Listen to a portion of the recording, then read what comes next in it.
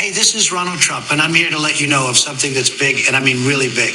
I always listen to the Knives Templars podcast. These guys are funny, entertaining, and well on their way to being the greatest podcast in the world. I mean, the universe.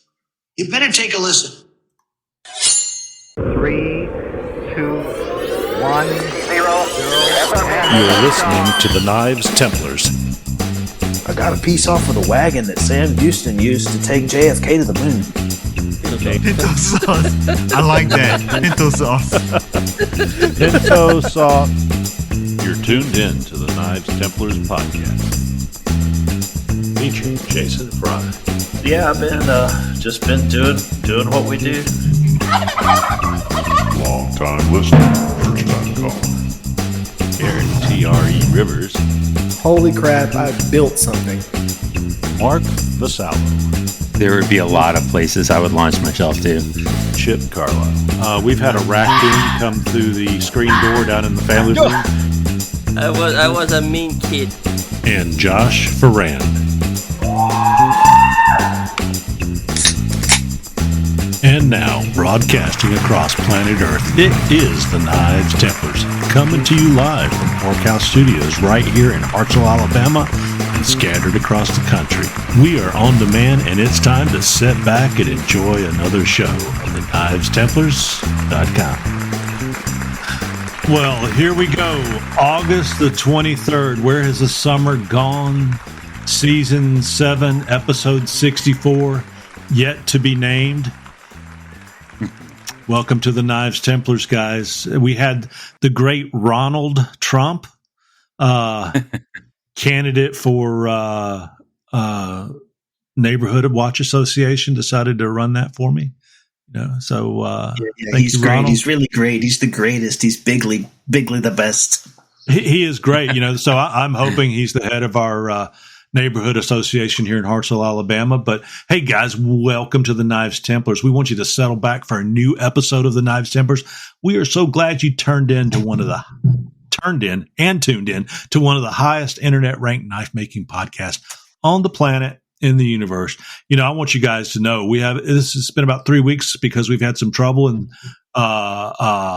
with traveling and some work going on and this, that, and the other. So, guys, I want you to know that we all work double shifts and Saturdays washing cars out by the Winn-Dixie the past 3 weeks just to spend time together to hone our funny for you. And we don't want you to thank us. The other option was to make knives in this incredible heat wave this summer. So you guys that have been making knives in this heat, I salute you all. More power to you, buddy. Whew. Yeah. What's the temperature over in Texas, buddy? I think today at my house it was only 105. About 150 miles south of me, they hit 112 yesterday, which was some kind of all-time record or something crazy. So it's slightly warm. It's just slightly warm. I don't think you have. I think you can just go out and hit cold steel on your anvil, can't you? Yeah. So I actually made a video about that one time. I had a ball bearing and a magnifying glass and did a little comedy routine where I was forging a ball bearing with the sun's energy. It was nice. It's totally possible.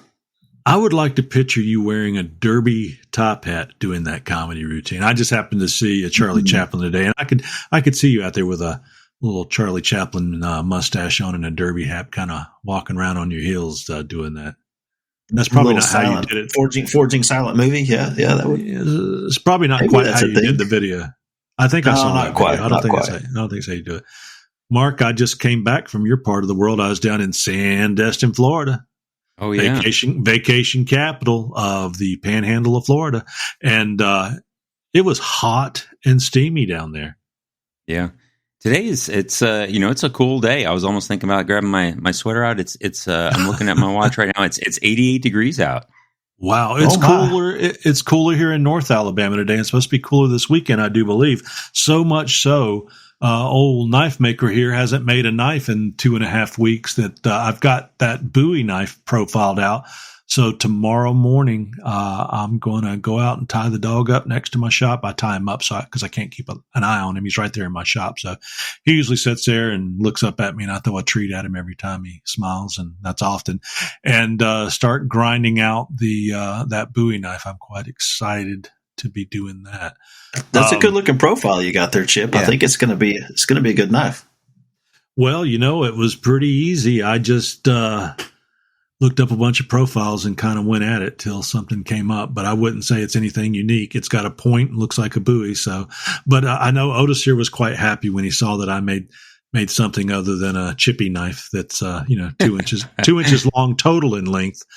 So I'm stepping out. I'm a little sad, and I guess I can say it here. The red handled knife I made. You guys ever run into this? I got that knife totally completed. I measured it up with my micrometers, with my calipers, all the way around. Anything I could do, hit it with my height gauge to go around from point to the center of the handle. Man, that handle lined up so beautifully. And then when I went and polished the handle, I saw there was looked like a crack in the handle. And undoubtedly it was some sort of crack, but it was filled in with the stabilizer that was hardened in the middle of it. But right there where it meets the guard, there's a dang crack. Well, I got it out sanding wise and everything, except you can still see where the crack is because it absorbed more dye into there for some reason, a little darker. So I've got something that doesn't feel like a crack. Of course, it's still filled in with stabilizer, so it could still be there, but it's this little dark spot. So I'm back to one knife with 3 more to make, and hopefully the Bowie will be one for my guild submissions next time I'm at a blade show and the guild is there. So it's okay. It's still a very beautiful knife. It's just, I think that just happens sometimes. You guys ever run into oops? Oh yeah. Oh yeah. I have had all kinds of oopses. Some of them fairly expensive. So one time I made a pearl handle slip joint. So the first time I had ever tried to put mother of pearl on a pocket knife. And I got it all on there, and I tap, just gently, barely peen the pins, and everything didn't crack. It was nice. And right as I was, 99 3/4% done, the rear bolster popped off, like it came unsoldered. Oof. So yeah, the whole thing was, I tried to get that pearl off of there, and of course it cracked into a million pieces. I ended up replacing it with jig bone or something. I don't even remember what, because I had to take it all the way apart, resolder the bolster and everything. Yeah, that was an expensive owie.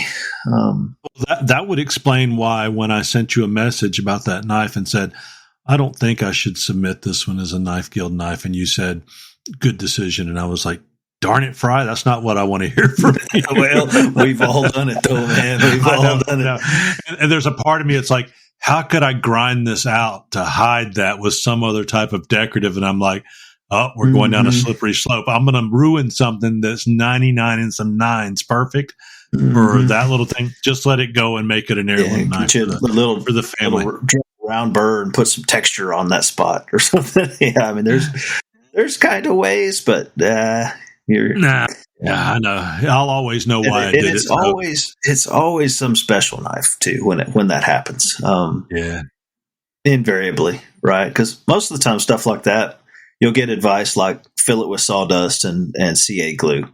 Right? Tried it. That's true. That's true. Do it, and sell that knife and move on with your life, right? But when you're working on one that's special, that has extra high standards, that's the ones that break. That's how it works every time.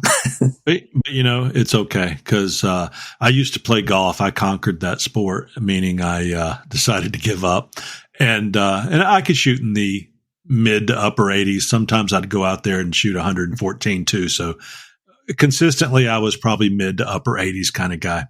Well, I guess that's bogey golf or double bogey golf or something like that. Probably more bogey golf. Anyway, no mulligans. I was an honest golfer, but I gave up golf at one point in time because I conquered it, just kind of knowing, I wasn't going to get any better, and moved on. Why am I talking about this? I tried to explain bogey golf and not lie about my golf. I've totally lost. I don't know, man. What were you saying? What were you saying, Fried Eddie? Oh, I was just saying that it's always the important ones that you mess up, right? So, To use your golf analogy, right? You don't shank one when you're playing the back nine by yourself. You shank one in front of your boss's boss when you're trying to close $1 million deal or something. I mean, that's how it works. You totally reminded me. 2 things about golf. Always remember the best shot you took all day. Don't forget the other 122 you took. And it's worth it. The other thing was, yes, sometimes it happens. One of my best rounds forever, I was teeing off on the 18th hole of a church tournament, and I was in a foursome with my minister, and I shanked it and hit the beer cart lady. It didn't hit her directly; it hit the beer cart.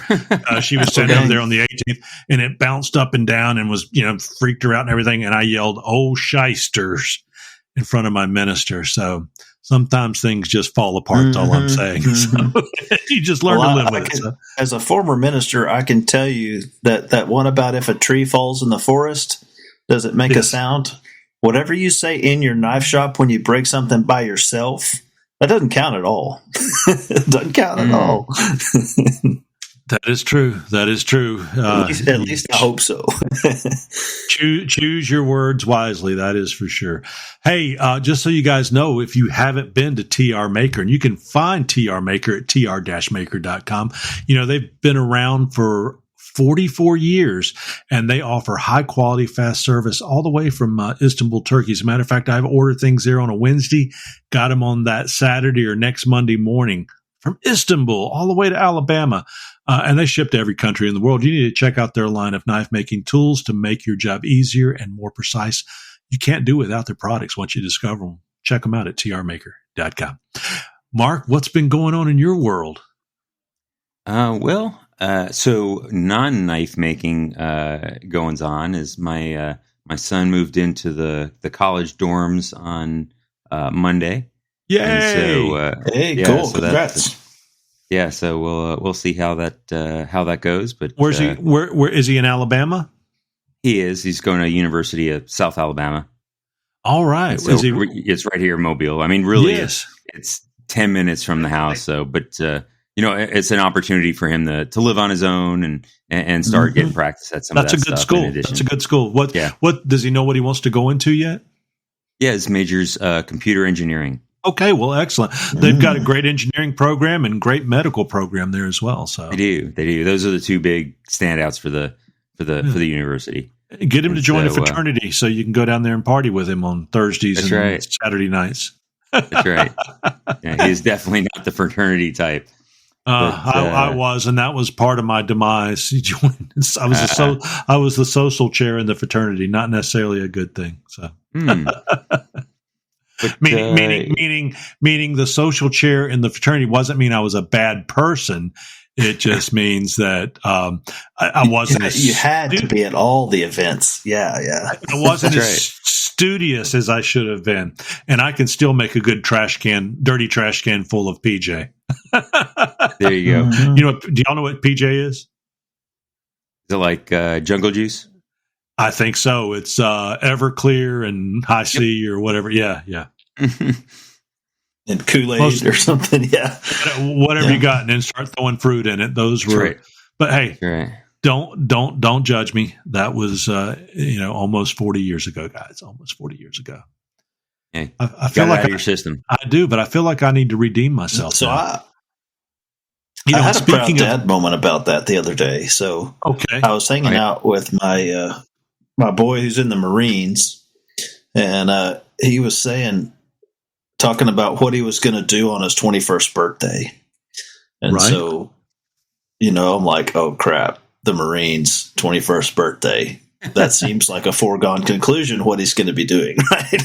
But he said, I've kind of decided I don't really care for drinking. So I think I'm just going to go buy a gun that day.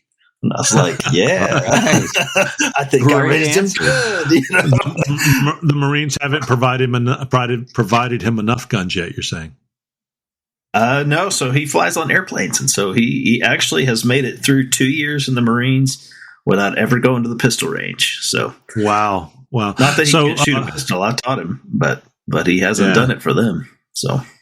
Well, you've got 2 fine soldiers in your family, so very, very proud of what they do. And Mark, you were a veteran as well. So, what did you do in the military, Mark? So I started off, I was an aircraft mechanic. And then, after 12 years, I got commissioned, and then I was basically an aircraft maintenance manager, aircraft maintenance officer. And, but of course, in between there, you get to, and that's what kind of keeps you going for 33 years is you do a whole bunch of other odd jobs. I taught up at Maxwell, that master's program. I taught leadership for a while, and then what type of, is it to say what type of wing were you assigned to, or what type of plane or squadron? No, that's a good question. I mean, I mostly spent time on on heavy aircraft and mostly bombers. So it was B-52s, B-1s, but I also did some C-5 cargo time, and then of course the oddities when I was deployed or stationed overseas. I did some a various amount of aircraft. So when you specialize like that, do you have responsibility beyond the engines on the aircraft? Is it the whole aircraft, or do you have to specialize in certain areas of it? So when I was an aircraft mechanic, I was a crew chief. And so really, we were like in charge of the jet, can do, a lot of basic part maintenance, hydraulic maintenance, a lot of the basic mechanic, wrench turner kind of jobs, but they had a whole bunch of specialists that would work the intricate systems with avionics, defensive. There was jet engine mechanics, which I always thought was really cool because those guys could take that whole engine apart into 40,000 pieces and put it back together again. So that was good. So, but then once you're a maintenance officer, basically it's every part of the aircraft is under your purview, so I had the weapons, systems and the bomb builders and wow, all that kind of stuff. So it was, it was enjoyable to see all the aspects of it. Interestingly enough, I was an aircraft mechanic. Oh yeah. Yep. I was assigned to an F4U Corsair and a Spitfire and a P-51D Mustang. All right. In museum? No. I was a giant scale airplane remote control builder and flyer. I flew RCs. I built did RCs. You really? Yeah, that's cool. I used to build scale models. I used to build them, and I'm not trying to deviate from what you were saying. I'm just getting at it's a big difference. 2-cycle, or I had 4-cycle motors running in those, but building those, and I can remember like putting on 1,000 rivets on a aircraft with a hypodermic needle using white glue. And then you would spray over that to make them look like real rivets and such. But real Robart working retracts, and you probably know these names. And they were just so much fun to fly. But when I got married, coming from the East Coast, one of the places I used to love to visit was the USS North Carolina, and I have not been to the Alabama yet. But we went to Charleston, and I got to get on the Yorktown. And I don't know if you know any history of the Yorktown, but like all good ships, it was supposedly sunk so many times, and it was hit so many times. But we were down there. I was with my wife, and we were leaving as part of our honeymoon. I wanted to go visit the ship, and we were leaving, and because it was closing, and the gentleman walked down and said, "You're going to have to leave the ship." And I said, "Oh, just don't make me leave this Corsair." And he says, "You like that, do you?" And I said, "Well," and I told him about building them and this, that, and the other. And he goes, "Would you like to sit in this one?" That's pretty cool. So I guess the Cub Scouts get to do it occasionally or something, because he was like, "Here, and you step up here and don't walk across this, and then step up and set in." And it's amazing. It's all cables and sticks and foot controls, but it's amazing how simplistic those machines were, but also how advanced they were and what they did with the airfoils and the ability to do the things. If you look at the P-51 versus the Corsair versus even the Speed Machine, the Spitfire, which was the race car of them all, they all had these really unique capabilities. And it was so sad to see them go away with the evolution of the jet, and of course, Top Gun and the was the F-14 F-14 Tomcat used to be one of my favorite planes. And of course, Tomcats are all sitting in graveyards if somebody's not, using one in some type of museum event. And now it's a total new generation. But I guess the Wright brothers probably felt that way about 1947 or so. It's like, hey, what happened to the canvas Wright Flyer? Hey. Right. But anyway, I thank you to airplanetemplars.com, but we'll go back to knivestemplars.com. But you got me going there when you started speaking airplanes, because that's my language. And if the Alabama is a battleship, correct? It is. Yeah. But if I make it down there to tour the Alabama, I would like to invite you to go with me, because I'm sure you can. Oh yeah, no, I've been down there a couple times, and it's just every time you go down there, something else to look at. They also have a, I don't know the proper name for it. Now they have a restored like submarine that you could also tour. Yeah, they've got that. They've got that in where the Yorktown is over in Charleston as well. Go ahead. I'm sorry. Yeah. No, I mean, it's just amazing, again, that you could actually live there. The new subs, I mean, totally different. I mean, they're enormous, but these were tight quarters. And so, you could not be, 5, 8 and make it through there. My brother-in-law was on a sub. He was a master chief and went out of Chesapeake, Virginia. And I don't know how in the world, even though these modern subs are still much bigger, they're not a ton bigger. There's guys still sleeping on top of torpedoes, I believe. Oh, yeah. So, what a thing. But with that being said, I think as I mentioned earlier, I need to redeem myself a little bit. So we're going to talk about redeemsteel.com, and made up of craftspeople of all sorts: blacksmiths, bladesmiths, metalworkers, woodworkers, leatherworkers, etc. They use their talents to build homes for the homeless, give water to the thirsty, feed the hungry, share the good news of our Savior, Jesus Christ, and so much more all over the world. Redeem Steel uses certainly the work of their hands and the words of their lips to make a lasting impact on the people that we serve in this world. So reach out to redeemsteel.com, see how you can get involved or volunteer or offer help in any way. If you're looking for some help or want to learn something about blacksmithing or other skills that they may have in bladesmiths, look them up and go visit them. They'll be sure to reach out to you, I'm sure. Anyway, redeemsteel.com. Have you made any knives, Mr. Fry? I'm sorry. Yeah. No, go ahead, Mark. Go ahead. Yeah, go ahead. Fight over it. I don't care. I'm sure your story is better than mine. No, it's not. Really, my answer was going to be is that, I hadn't really made any knives since those last couple. I've been doing a lot of leather work until tonight when I tried to time it down to the second and got the heat treat oven fired up, and with like 5 minutes to spare, quenched a blade and got back here to the podcast. So that is now sitting.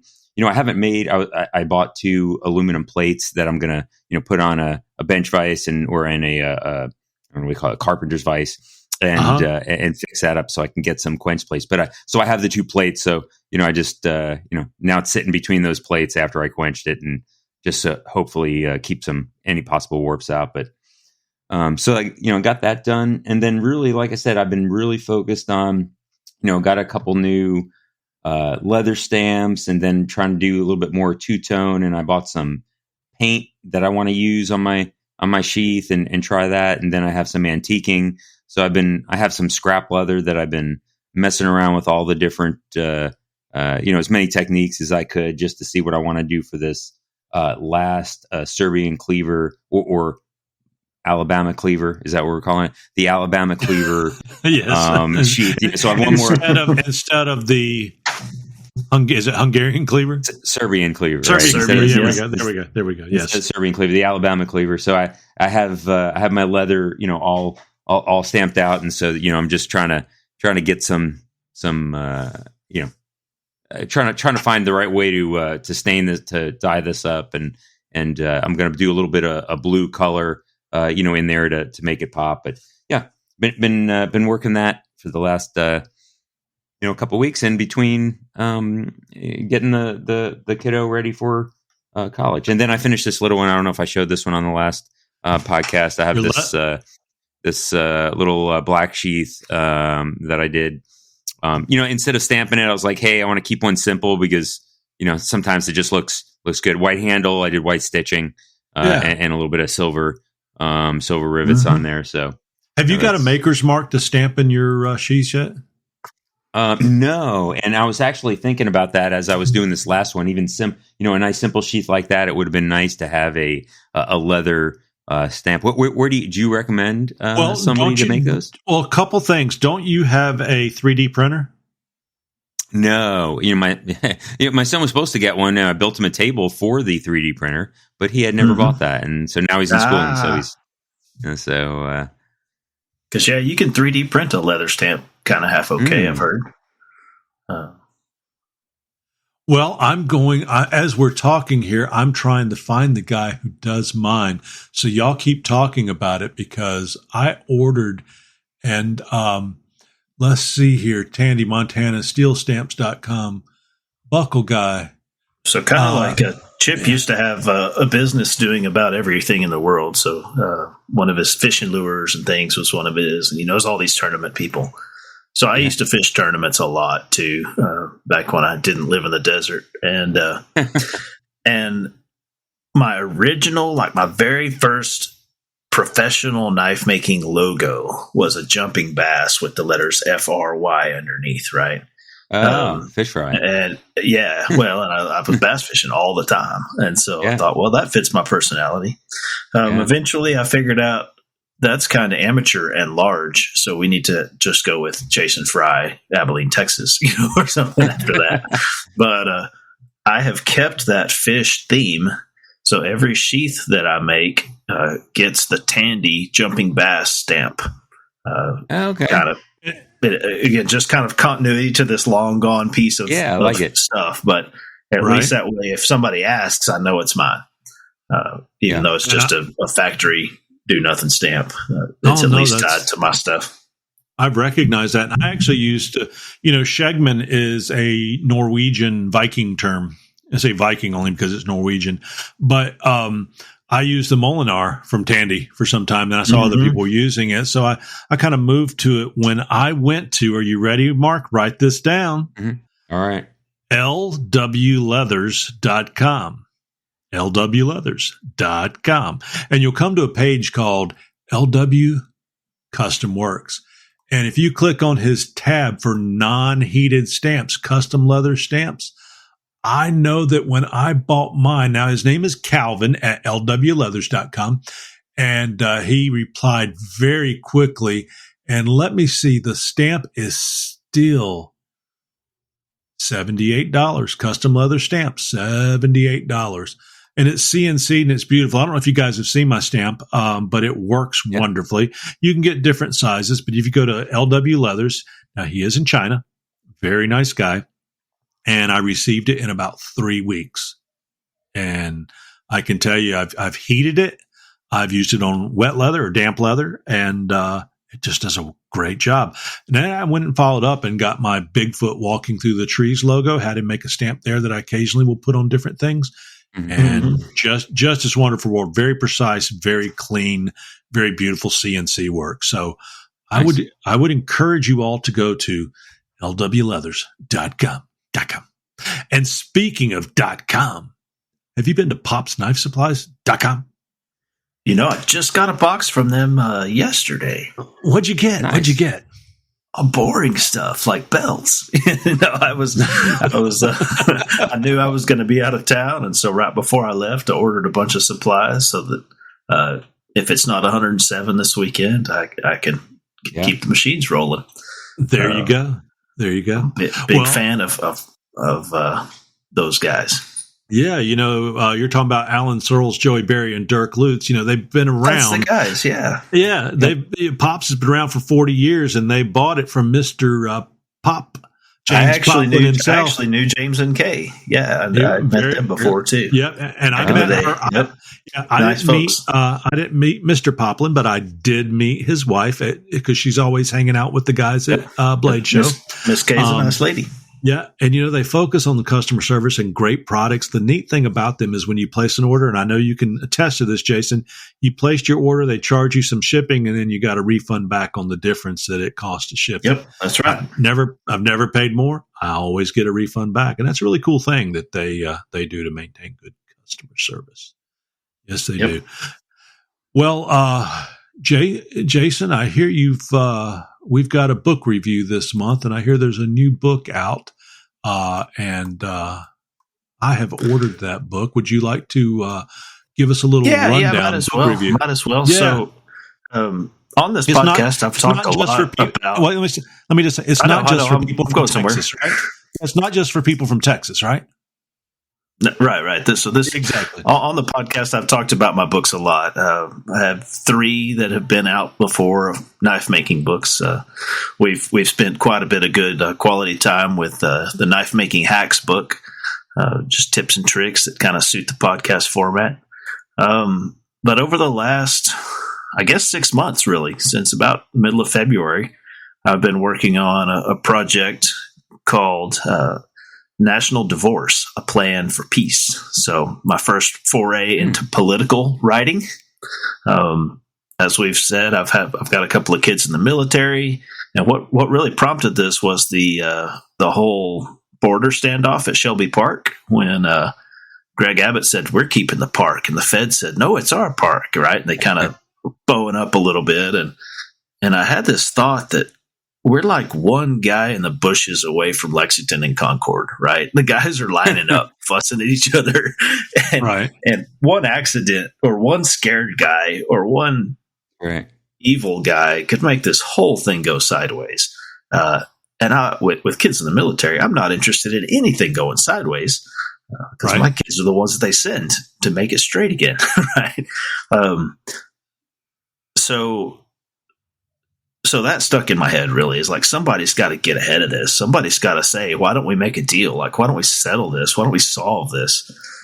So 6 months later, here we are. I wrote a book about almost 200 pages talking about, how America seems to be rather divided, right? Whether you talk about left and right or urban and rural or, reds and blues or, abortion is awesome or abortion is terrible or pick an issue. There's division there.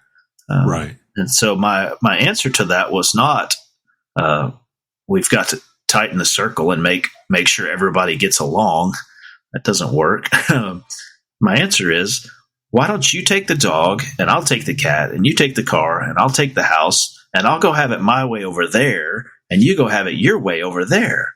Right. So that's what the book's about. I advocate that the peaceful path forward for a divided nation is actually to just lean into that division and make a deal. That way, if you want abortions on the street corner and socialized everything, your little country can do that, right? If you want a Christian nationalist monarchy, your little country can do that, right?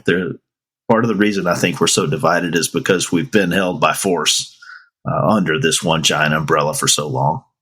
Right. So yeah, that's my book. I'm the most pacifist libertarian secessionist you will ever meet. The whole point of We Should Split is to avoid an unintentional or even intentional armed conflict. So where can people find your book? So I have it dropped on Kindle today on Amazon. It drops on print on demand on Monday on Amazon.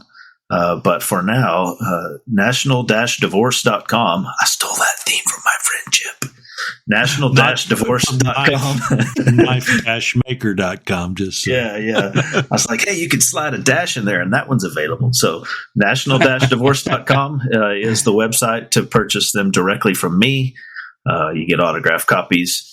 They will be in by about the end of September. So I'm ordering a print run for myself in addition to the Amazon. So the Amazon ones will be $3 cheaper, but that's because they ship them for quote free and I'm shipping them for real money and I'm signing them for you. So there you go. So yeah, I would love it if you would buy copies from me, national-divorce.com. And again, the whole thing, the whole thing. People immediately assume you're like some kind of traitor and you don't love America and whatever. No. Really, it's all about the best way to do this peacefully is for me to let them have it their way, so long as they let me have it my way. Right? That's the whole book. So there you go. Yeah, thanks for letting me have the platform. No, I'm glad to hear that. And I have ordered a copy of your book because we are friends, number one, and I also like to study many different viewpoints. I would say in response to that, as a person that's ordered the book, and not just because we're friends, is that I really pray for a united government that can come together and love each other. Unfortunately, we see so much division in people calling for that it tends to whip everybody into a frenzy, which scares me, not only for our citizens, but for my family and my grandchildren, because, if somebody doesn't agree with you, they can, if things go smoothly, they'll just cancel you, right? If things don't go smoothly, they'll leverage the power of government against you, or they'll leverage actual violence against you. So, and I hope that's not the case, because our Father in heaven, you look at the Bible, there were conflicts throughout the Bible, so conflict is part of a fallen world. But I still pray for peace, and I know you do too, as a peaceful libertarian. But I think that people, we should always study views, and that's the problem, is we close ourselves out to other views. So I look forward to reading your book, while at the same time, I also like to stand in the yard at Christmas with all the polar bears and sing the Coke Christmas song, "I like to teach the world to sing." For sure. What happened to those days? Oh, such a much nicer time. Even though those periods of time, there was so much social unrest going on just as well. So. There was. And, I do conflict de-escalation like as my literal day job, right? So it is my job, my everyday job to see a situation and make a plan for how do we get out of this with the least amount of chaos, right? That's what I do every single day. Yeah. So I would love to see, a small government America. I would love to see a United States where people weren't constantly pushing and pulling on social issues, or people weren't leveraging the courts in their favor for one side or the other. Both sides are just as guilty. I'd love to see an America where it didn't matter who was president because they had so little power that nobody cared, right? That's what I'd love to see. But instead, we have both sides putting out candidates that rule by executive order, that rule through the courts, that rule not through Congress. They don't actually pass anything besides huge spending bills, right? And both sides have a tendency to say peace for all, and then the next sentence they say, but for that other side, don't like peace them, for all that agree with me, right? That's where I'm coming from. I'm an equal opportunity critic. I think that's why my final answer is you have to let them have it their way, and they have to let you have it your way, because they're just we've gotten to the point where the differences are irreconcilable. So it doesn't really matter who's right. I would love to see it differently. I sure would. I'm just skeptical. I mean, I look at the world around me and I don't see that coming. So I thought it seemed reasonable to make a plan to do something different. And while some people may read your book, it may be safe to say that they may not agree with all points of your book. And I haven't read it yet. I'm receiving my copy at the end of September as well. But they may not agree with all points of your book, but it gets people thinking about and branching out into other thought processes that may help us find healing. Who knows? Yeah. And, as we grow, I mean, I fully expect to not agree with my own book 5 years from now, right? Like, this is the best I can do right now, the best I understand. Right. Based on a bunch of research. I cite like 60 sources. There's other books in this field that I use and lean heavily on from people that are smarter than me, so I'm putting it out there, but I'm not so naive as to pretend that if you would just do it my way, it would all work out, right? That's part of the fallacy. That's part of the fallacy of our current situation. Really, the answer is if you would do it the way that works for you, and I let you do it that way, maybe the world will be a better place. So that's where we're at. That's where we're at. You've inspired me. I'm actually in the process of writing a book. I'm on about page 497 right now, and I hope to hit about 600 pages. Looks like it's where we're going to end up in I'll let you know. You want to hear the title? Sure. What you got? Bigfoot is real, y'all. There you go. It's a collection of all my experiences with Bigfoot. So sounds like fun. I'll help you get it on Amazon when you get there. I don't know. I don't know if it'll make it. I tend to post all my stories on Facebook, and so people will just be buying what's already out there for free. I will tell you this though: I have left social media for the most part as me. My social, and I think a lot of the problem in this world is there's no accountability in the in social media when you are invisible in a crowd, so to speak. And I just decided I don't want to be part of that. So I have left social media with the exception of Shegman Knives or knife-maker.com. And I'm not prompting people to go there. You can find me on Instagram there, and you can find me on Twitter there. But everything I do is just, hey, here's my knives. This is what I do. This is my passion. I don't even ask people to buy. I don't even ask people to buy them. This is just, these are my knives. And in many ways, you're smarter than me for that approach. I have always been the kind where, well, I know, but I've always been the kind where I'm going to step into it and try to calm people down. Right? Social media is a jacked up mess. And so if somebody can go out there and, sorry for the Rodney King reference, but just kind of say, can't we all just get along? Right. There are not enough of those voices on social media. So I'm sticking in the fray, even though I fully expect low returns on that. Yeah, I would say in my years on social media. Right now, my mental health can take that. There may be times that I withdraw on purpose. You can only beat your head against the wall so many times, right? That's right. Right. That's right. But for now, I'm staying in the mix. I say a lot of knife makers, though, a lot of them don't, get into all of that back and forth. There's a few that do, but most of them just stick to their knives. And, before Facebook and all that, there was just forums, and whether it was, Blade Magazine forum or one of the others, and you're just learning and doing. And occasionally there was a guy that got in that got rowdy and trolled people, and the moderator kicked him out. Unfortunately, social media today doesn't have moderators like it used to get rid of the trolls. And then when you do that, it's, are we cutting into their free speech? And while I do enjoy Elon Musk and his viewpoints on a lot of things, I will say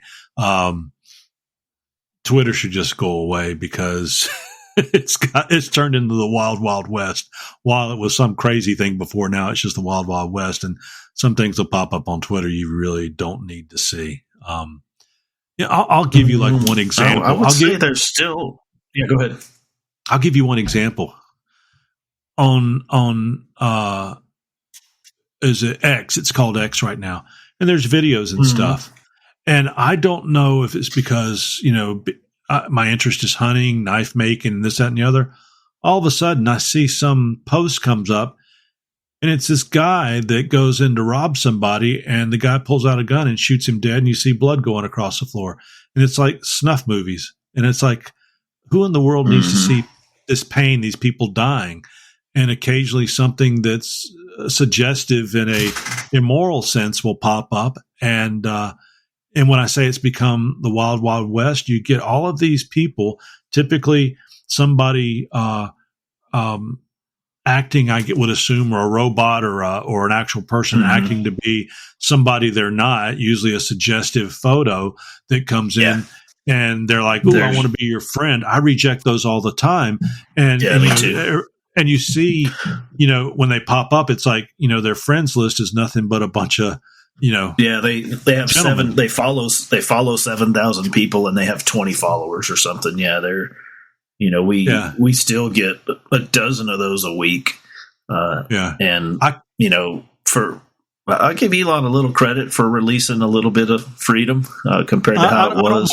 I don't mind that. Don't get me wrong. It ain't quite right yet. And I can also tell you that in spite of the reputation for freedom, there are absolutely certain topics that are not promoted by the algorithm. Suppressed might even be the word.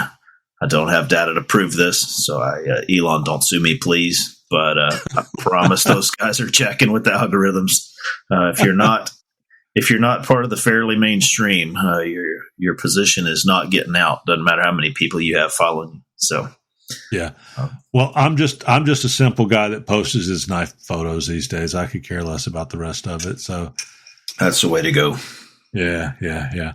And speaking of that, if you want to know the way to go, you need to go to Phoenix Abrasives up in Minnesota, or even yet, get there quicker by going to phoenixabrasives.com.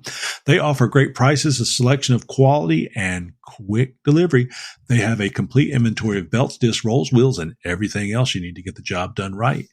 Enter Templar's 10 at checkouts for 10% off your next order at phoenixabrasives.com. I like to say .com. I guess y'all know that. .com. .com, yeah. Yeah, it's better than if you're in Canada. .co or New Zealand. So, I mean, yeah. I don't like to say .gov. So usually .com is my favorite. So what do they say in New Zealand? Do they say .nz over there? I have a cousin that lives there. I'm going to have to find out. I don't know. I say now. I say .nz. Yeah. I bet they say NZ. But I will find out and report back to the group chat. Yeah, that'd be a good one. Gotcha. Well, you know what? I think it's time for Mark to entertain us a little bit. Ready, Mark? Here we go. All right.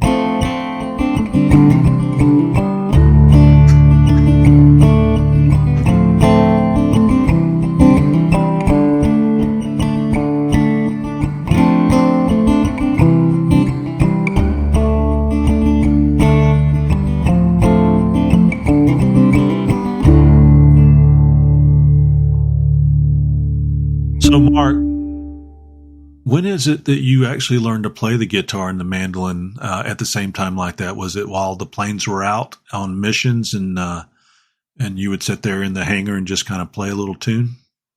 It is. Actually, it was when we started, when we do exercises, right? Like, play war games and you have to sit for 12 hours on mid shift in your chem gear. Hey, you have nothing else to do, so learn to play the guitar and the mandolin with your toes. Wow. Wasn't it Johnny Cash in the movie that he learned to play what was the song? Hear that train coming around the bend. Folsom Prison. Yeah, in the movie he's sitting outside a barracks or a hangar or something strumming that. So maybe that's how he did it. Did you little known fact that I know here? Did you know that Folsom Prison Blues is a plagiarism of another song?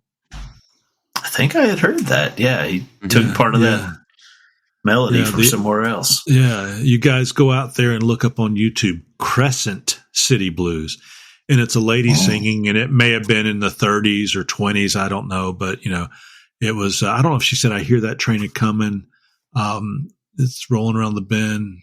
Something about I haven't had fun, or anyway, she's about I'm in Crescent City and time keeps moving on, and it's interesting, and I think they did end up paying something off on that, but it's lost to time. Doesn't make Johnny Cash any worse of a because everybody's sampling these days. He was just sampling before it was cool. Yep. That's all. So I just wrote a song. I've been a singer my whole life, but I don't know instrumental music well. So I'm kind of looking for a young man country singer from Texas. So if you happen to be listening to this podcast and you're a young man country singer from Texas, I've got a song for you. Why is that? I've got a Gibson J45 and a pleasant voice. Yeah, but old guy singing songs just has a different vibe. I mean, I'm an old guy. I could sing it myself, I guess, but for where I'm going, I want the nope. I'm right there with you, I'm an old man. You're making fun of me because I'm an old man. I'm done got old. Can't do the things I used to do because I'm an old man. I can tell you that old Johnny Cash version of "Hurt" from when he's old, man. That song just gets you. that It is among does, his it best does. work, and he's an old man there, so I ain't picking on old guys, Chip. That was Trent Reznor, a Nine Inch Nails song, which was kind of cool. Yeah. No, I was just singing a little Buddy Guy to you about being an old man. Done got Okay. old. Didn't Can't know do that the one. things I used to do because I'm an old man. It's an old blues song.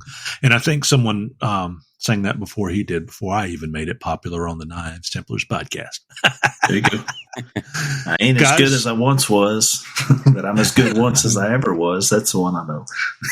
Oh, I thought you said that's the one you wrote. And I'm like, dude, that sounds so familiar. No, somebody already wrote that. Hey, before we go into our next, about minutes, of course. I got you. Well, I can't sing that then.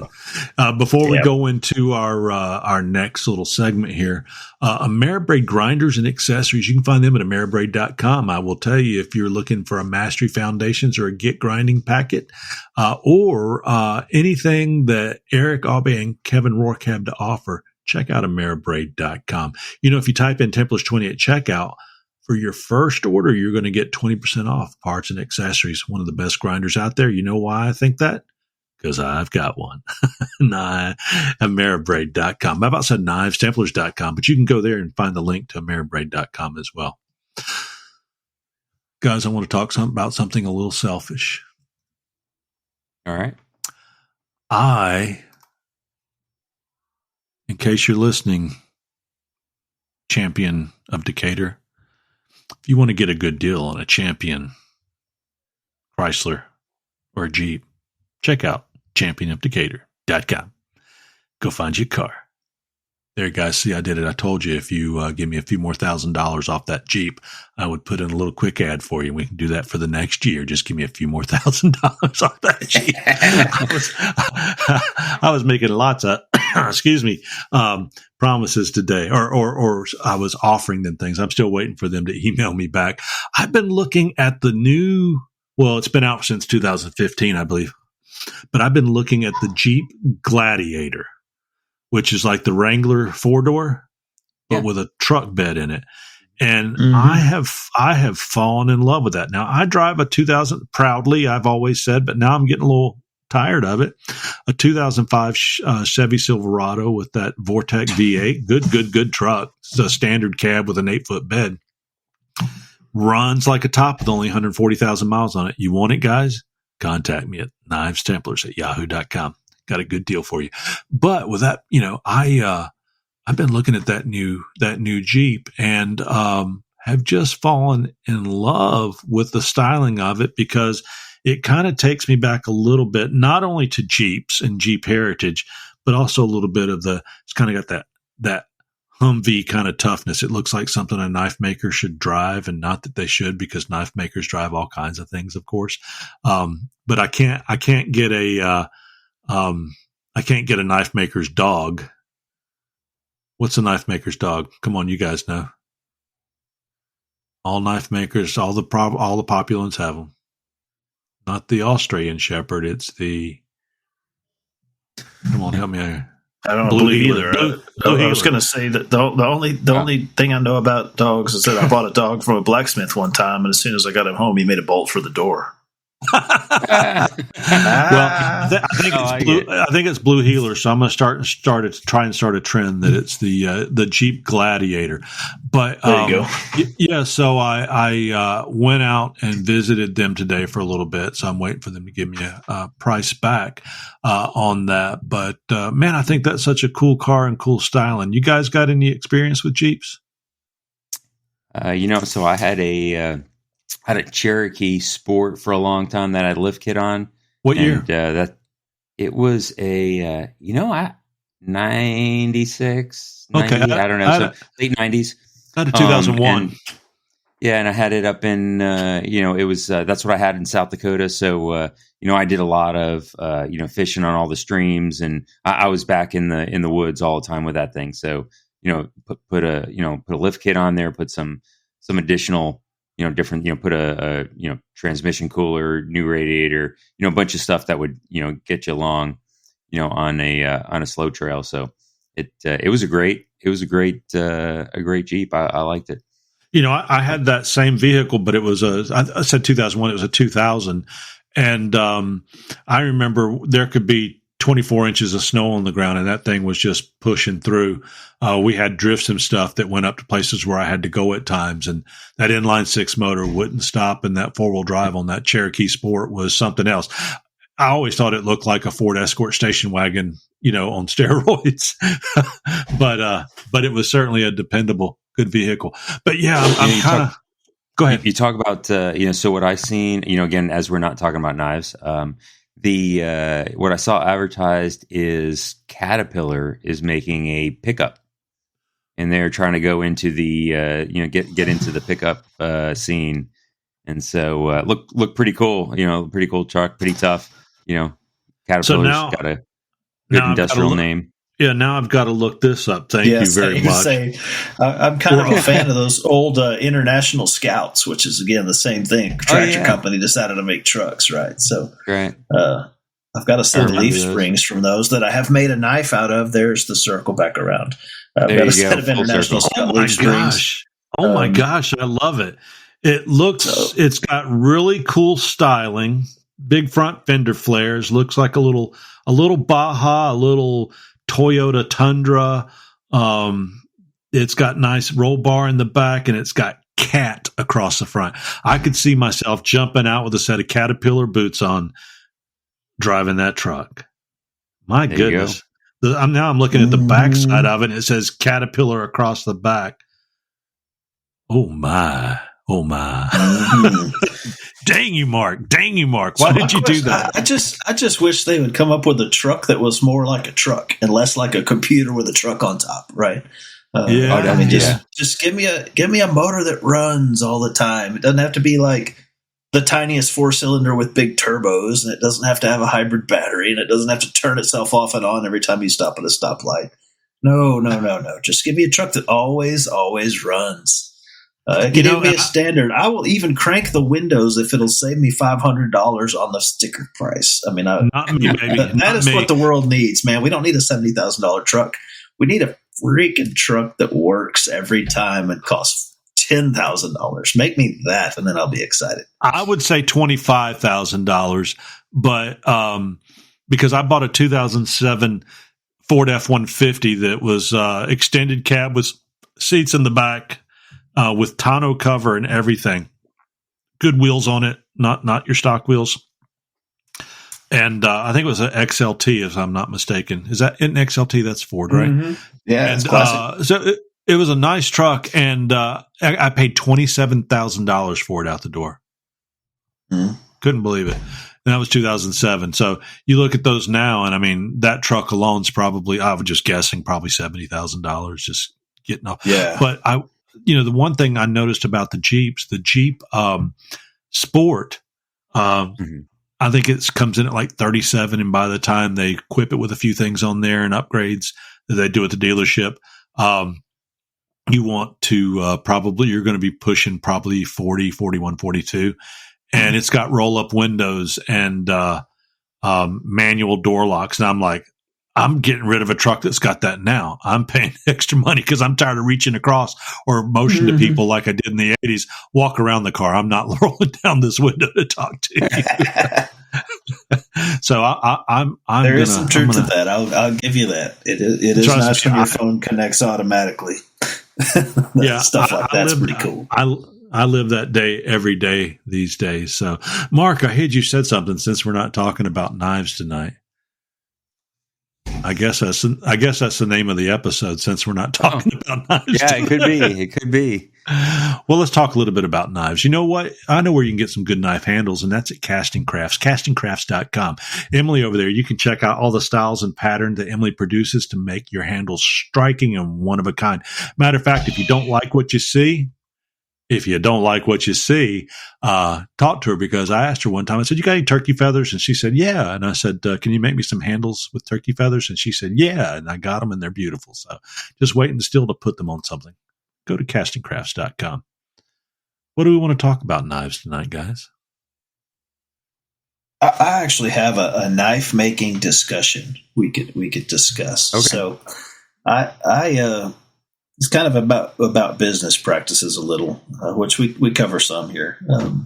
So I made some knives 2 weekends ago. I worked a weekend and finished a couple of knives for a customer, and he's a guy I've had a long time, and he paid me immediately as soon as I sent him the pictures that they were finished, which is, again, awesome from the knife maker side when your customers do that.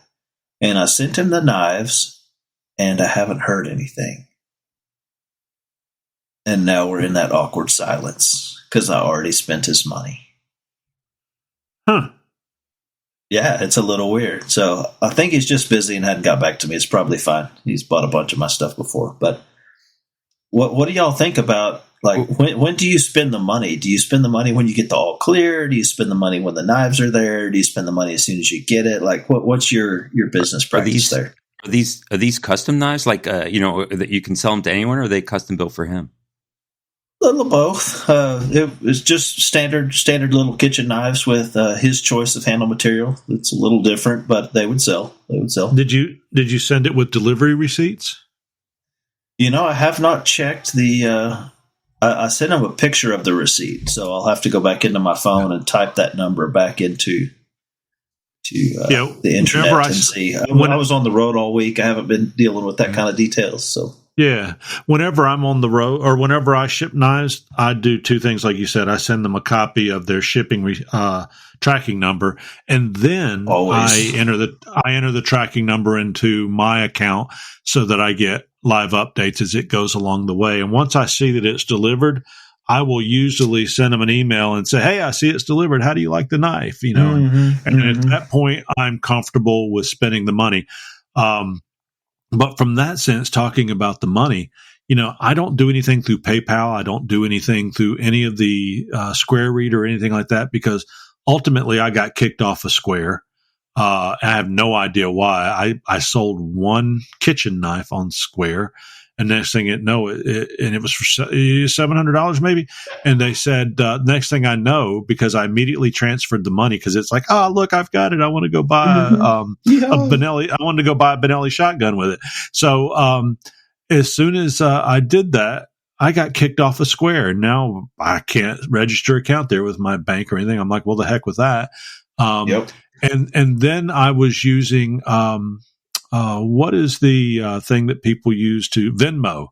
And for some reason, Venmo flagged my account, and I called them, and they can't describe why. But I went into Venmo Hades, where it's never been fixed, and I can't register my bank accounts with it. So I quit using Venmo.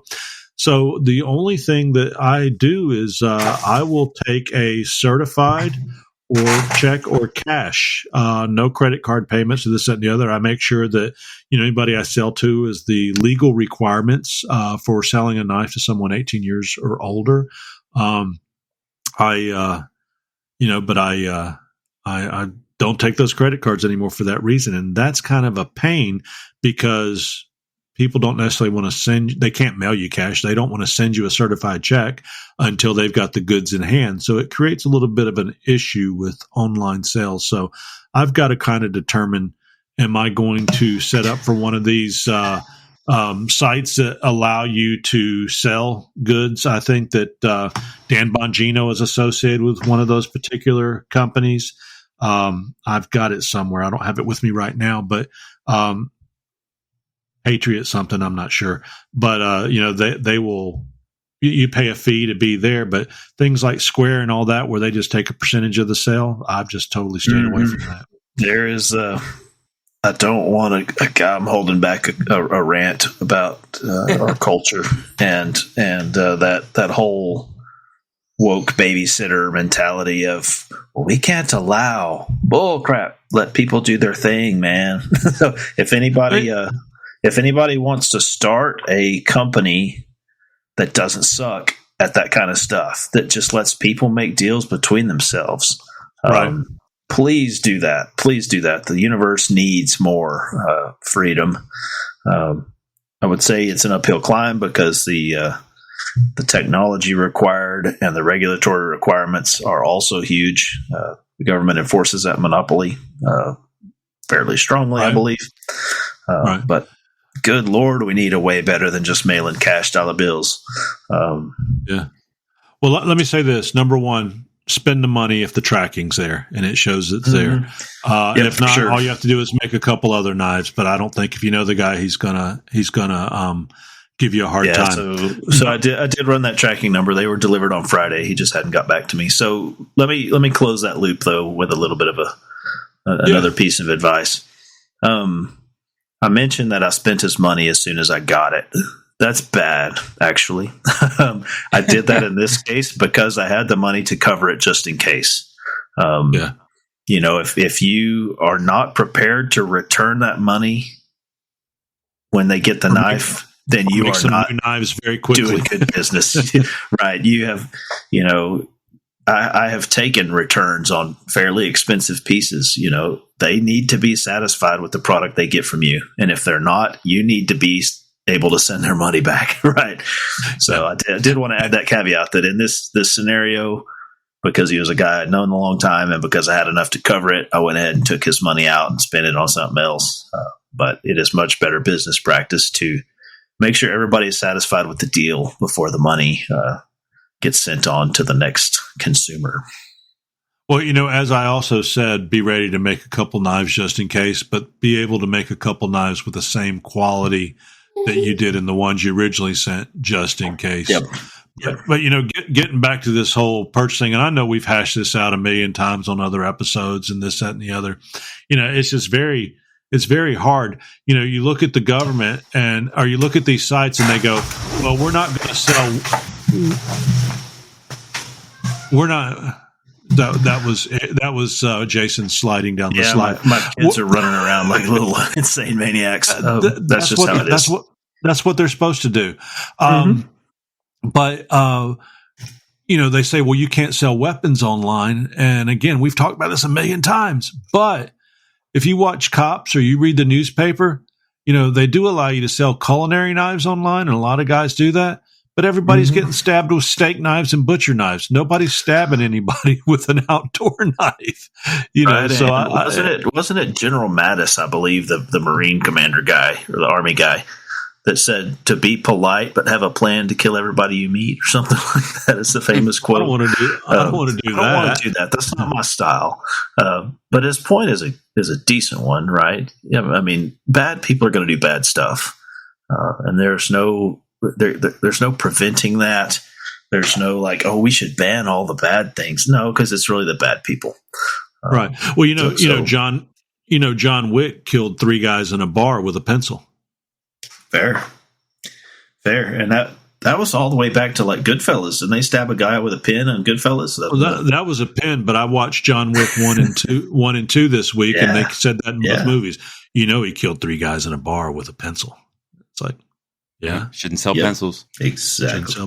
Shouldn't sell pencils. We give them to school children. Ha. Yes. No. Well, you know, then what we should do with those pencils is take the carbon out of them so that you can use that to incorporate into some steel blooms, and then use your Majestic Forge. And you can find them at majesticforge.com, and they manufacture gas forges ranging from 2 to 5 burners and many different forges to choose from. We're sure you can find the forge that suits your needs at majesticforge.say it, Mark. .com. Thank you, buddy. Hey, Mark, do you have a line of clothing and accessories that'll be coming out soon? Do I? Well, don't you have a line of clothing and accessories? We don't know yet, right? And so I think we're working on that. So I don't, but a person that I know pretty closely is working something up. So potentially have some good Knives Templars merch for sale. Cool. There you go.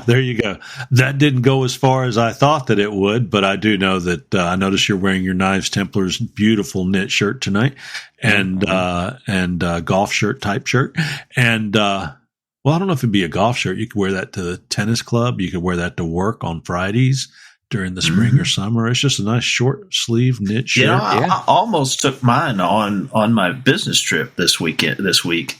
But it's like dark. I can't remember if it's black or navy. It's dark colored, and it was going to be 173 degrees outside. And so I just decided not to. Sorry, Mark. Is it the same color as the one you're wearing right now, Mark, or are they darker? I mean, no, the other ones were darker. They were dark blue. This is right. That's right. Well, I understand why you're wearing those lighter colors,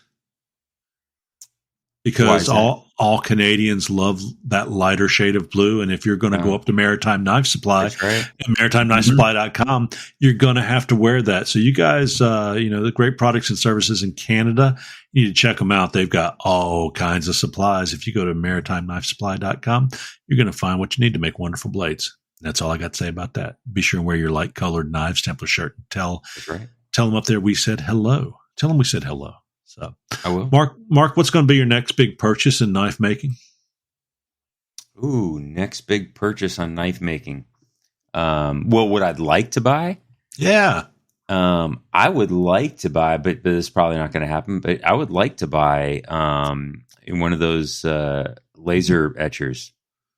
Ooh, that would be nice. A fiber infrared combo laser etcher that I can do maker's mark and do some leather, but then also I like the idea of it because I think it's something that I could do additional accessories out of and do some other things to fill a table up for, that's not just knives. Yeah.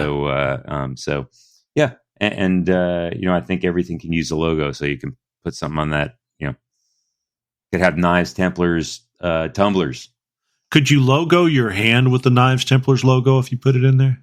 Hey, it's leather. You could do leather, infrared, right? It might smart a wee bit, but it probably work. If you can get to it. You can do. I've seen girls do their nails with a laser etcher and do logos on there, so you can put Knives Templars on all the fingernails. That would be cool. That would be very cool. Interesting. Yes, it would. When are you going to come up? You got to come up to the neck. Now, we're going to be at Tannehill State Park September the 5th.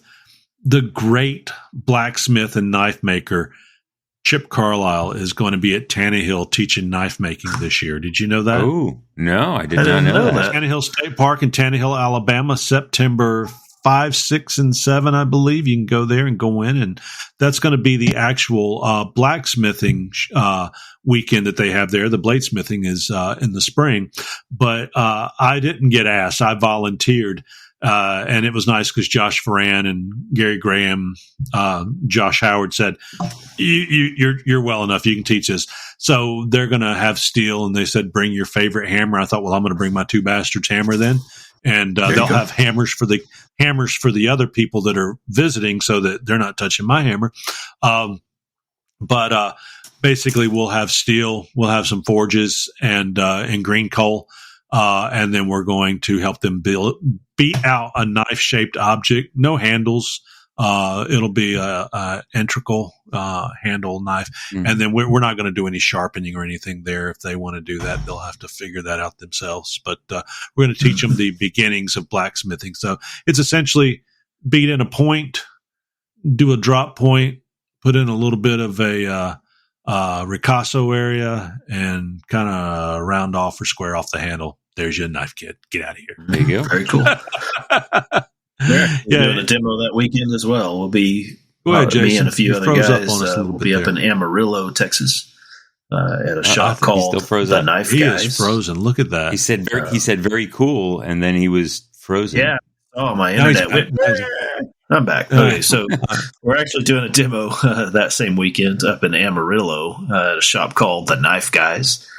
We should have a couple of forges and a couple of anvils, about 6 guys running tag team stuff. So, do you have to get there by morning? Yep. Always at Amarillo. It seems obligatory to be to Amarillo by morning, but only, I guess, if you're coming from San Antonio. So, since I'm only coming from Lubbock, I'll probably get there about noon. What time do you have to get to Lukenbach? Depends on when Willie and the Waylon and the boys get there. We're just going to meet up. Well, if you get there before them, I think you just have to buy a pitcher of beer and have it ready to go. Seems legit. Sounds like a plan. Could you imagine sitting in Lukenbach, Texas, at just a picnic table, sitting under a shelter with Willie Nelson and Waylon Jennings. And I cannot. Yeah. That would be interesting. That would definitely be interesting. That would have been like the best. That would have been the best. Some of our knife making events are functionally equivalent of that, right? Right. So we just sit around. We just sit around a table at a campground, or sit around in front of a knife store or something with people that are eventually going to be, somebody. They're already somebody right now, but someday people we do look that. back on old guys like us. And they'll be like, man, wouldn't it be cool to sit around with Chip and Mark and Jason and just shoot the bull? It's kind of like, I think it might. Yeah. Sitting around knife camp with Chip and Josh waiting for the barbecue to be ready. I don't know. I don't think that makes a good song, but that would be Probably my doesn't first make a good song. Yeah. That's kind of what it is. You go to knife camp, you beat on some steel, and the barbecue's been sitting on that big smoker all night long, and then you go over there and start tearing that pig apart. Also go in there because Josh has always got a nice loaf of bologna in there, like a 5 or 10 pound one, and then some Spam in there smoking as well. So you just got to bring some bread. You just got to bring bread and water, and then just start munching out. Knife camp is cool. Knife camp at Lukenbach, Texas. That's what we need. That would be fun. I don't know if they have 220 down there. We might have to bring like all the 110 tools from Lukenbach. It's a pretty small little place. Well, we don't need any electricity. You just need some green coal and some steel and a hammer. There you go. Yeah, we'll be fine. We'll be fine. Hey, where are we going to hold the first annual Knives Templars get together? We ought to have at least 10 people show up, I would think. 11 if you bring your mom. Yeah, that'd be good. Yeah. That'd be good. I don't know. We're going to try to do a Blade, Texas or a Atlanta, I think actual after party thing, or there's three of us. There's three of us, and four of us are in Alabama. 2 of us are in Texas, and one's in Maryland. So he doesn't get a vote. So I think it's 4-2. Yeah, I think it's part of your contract too. Y'all have to drive over to Tannehill. We'll just have it there one weekend. All right. Like 14-hour drive for a weekend. We'll see. We'll find something. Maybe we do it over at Baby Moon's place over in Mississippi. Meet in the middle. Yeah. We'll just have satellite locations. Maybe Eric and I'll do a live stream Knives Templars Doohickey in Texas, and then you guys can do a live stream Knives Templars from Tannehill or something. That's kind of we'll figure it out. Use all this technology stuff. iHeart's got simultaneous concerts going on in London and New York and LA. And we're just, we need to get somebody from MTV that's been retired for 30 years to MC it, though. Can't afford anybody newer, but if MTV's even got MCs. And they had videos on back then, didn't they? Here's a little known fact. I'm full of them, guys. August 8th, 1980, whatever it was. Is it 1980? My friend Julian and I got home, and we sat in front of his black and white TV that was hooked up to cable and watched MTV come on the air because they'd been promoting it. Hey, it's coming on the air. It's coming on the air. And there it was. And I don't remember. I think it was the JJ or whatever his name was. He might have been the first one that came on the air, but Martha and all of them ended up coming on that same day. But yeah, it was pretty cool. Little known fact. I was there to watch man supposedly walk on the moon for the first time, and I was there to supposedly see MTV come on the air for the first time. But they say that MTV. Do you remember what the very first song was that they played? I do. Video killed the radio star. Heard of it. The Buggles. They played Video Killed the Radio Star. Yeah. You know what the second song was?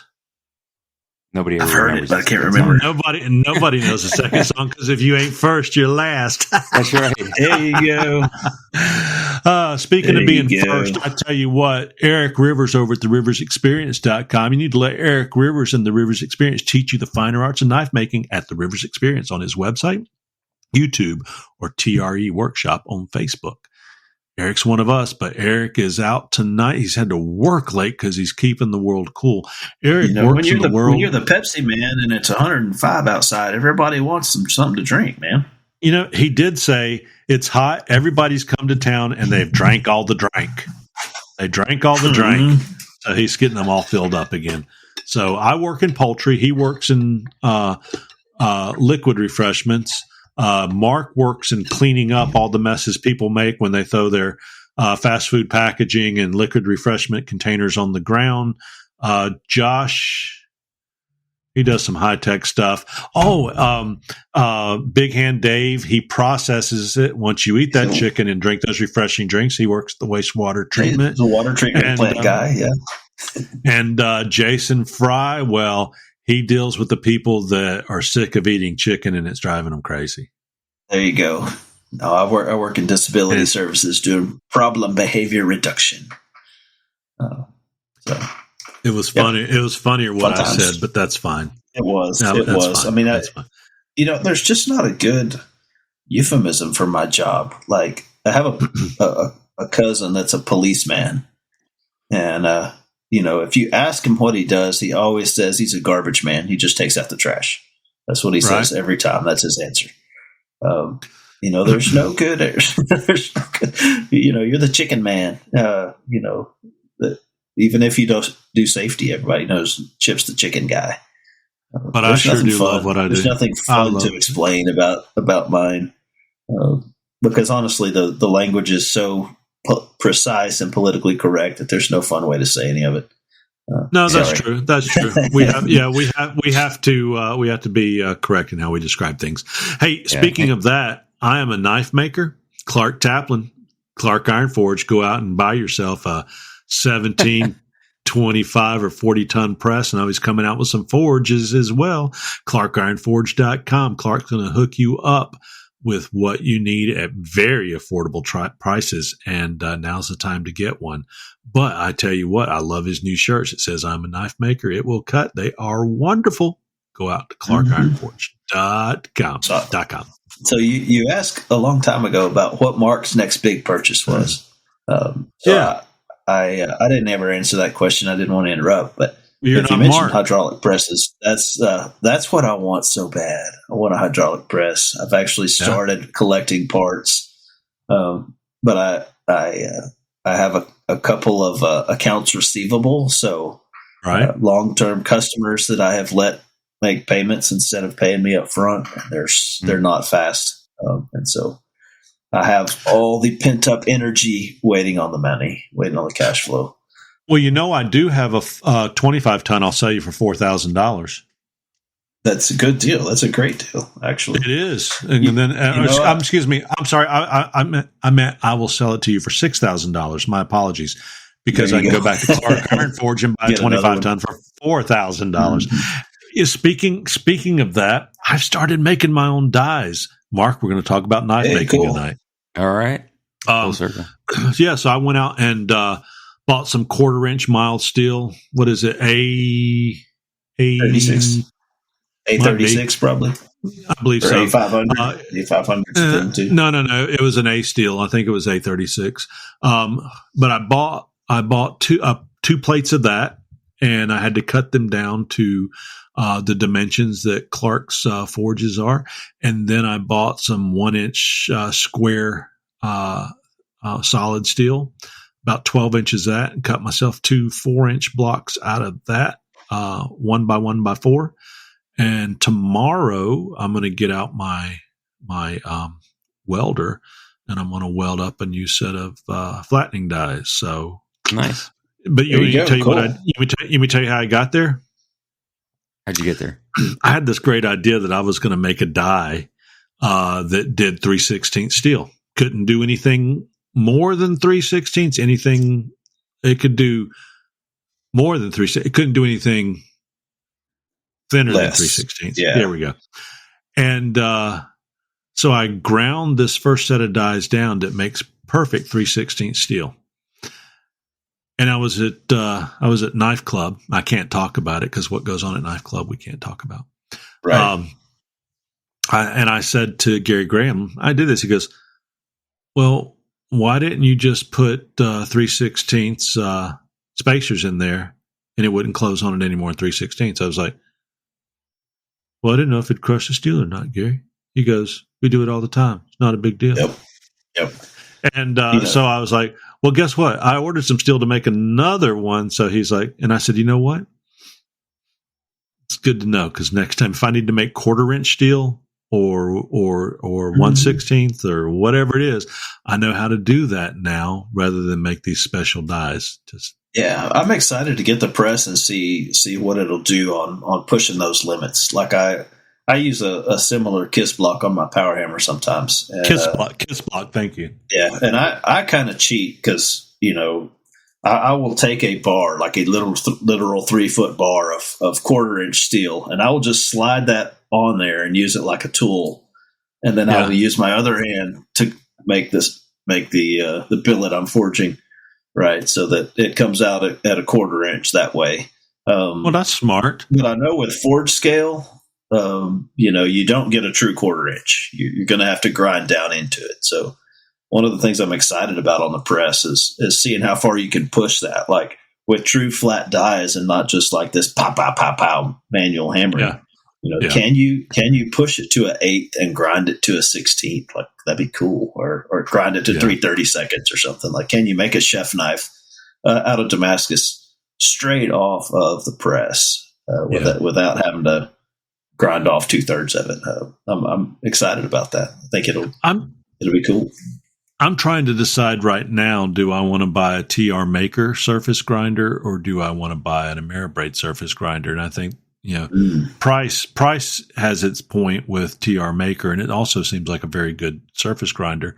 But I love Ameribraid products as well, and I feel somewhat loyal to that. So I'm struggling with it, but I also realize I understand that when you're making perfectly flat knives, and if you're going to become a master blacksmith or journeyman or whatever, you need that precision.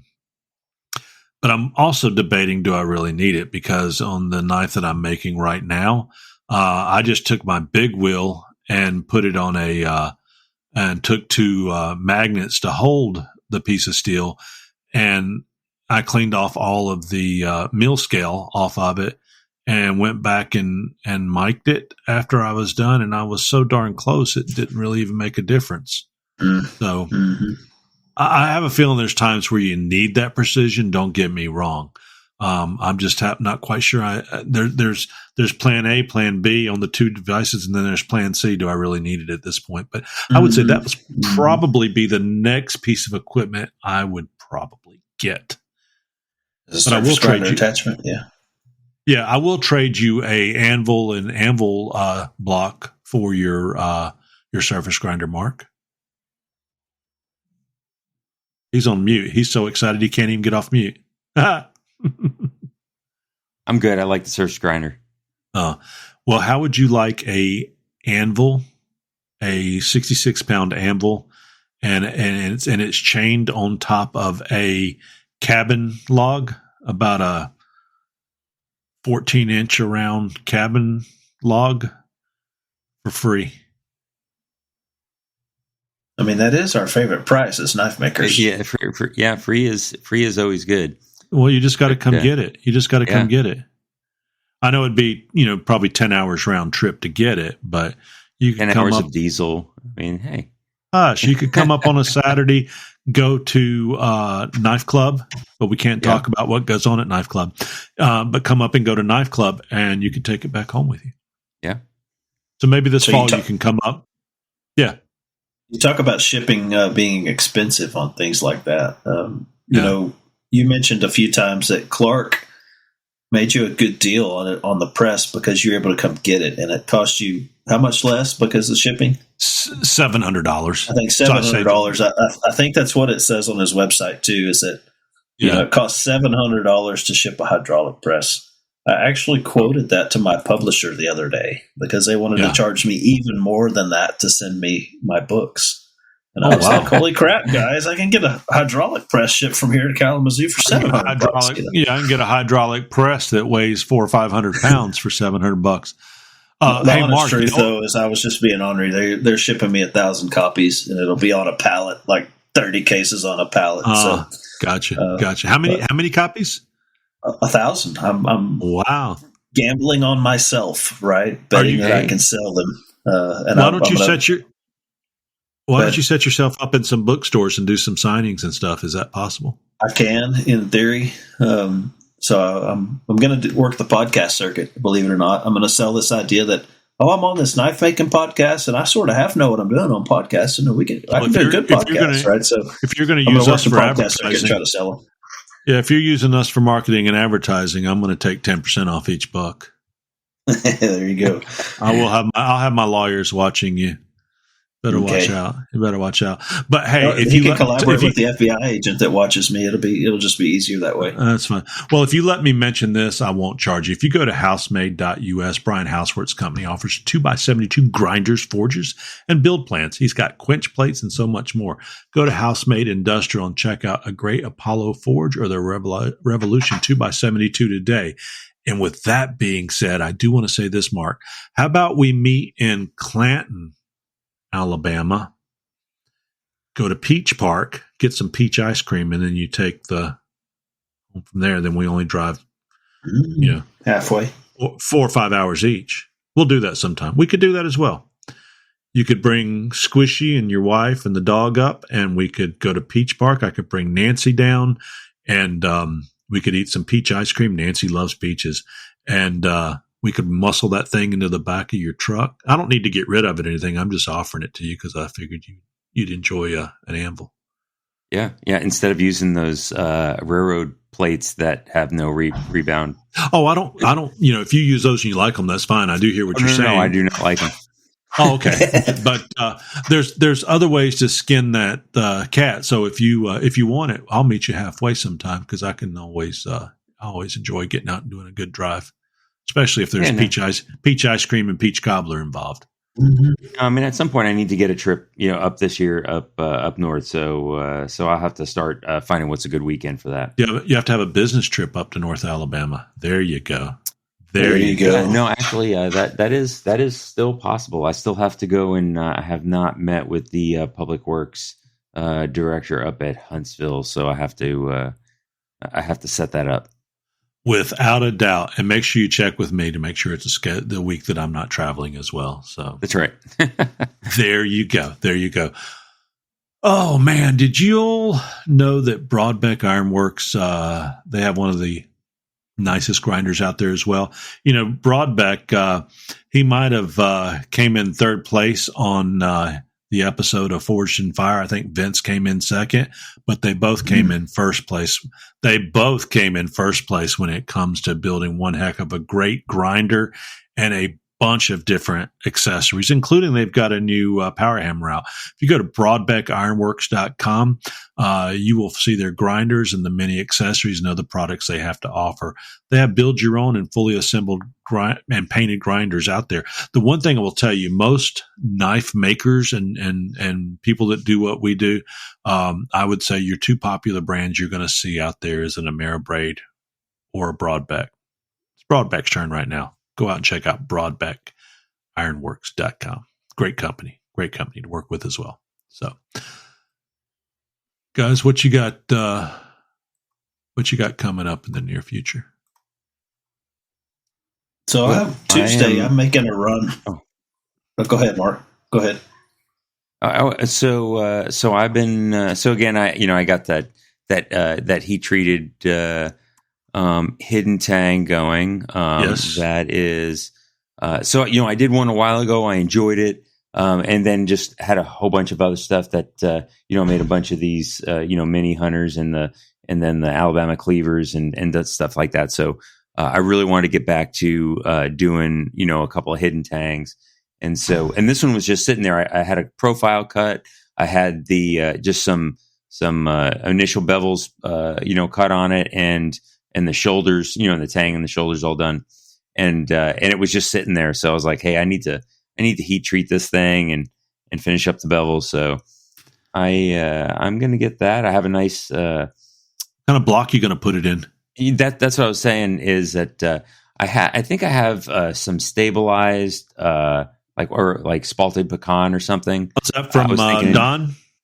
Yeah, it's from Don, but I'm going to stack that. That's going to be the back, and then I have some. It's a real dark wood. I'm going to put some layers of black G10 liner and brass, and then this darker wood in the front to kind of give a little layered appearance where the front finger choil is going to be.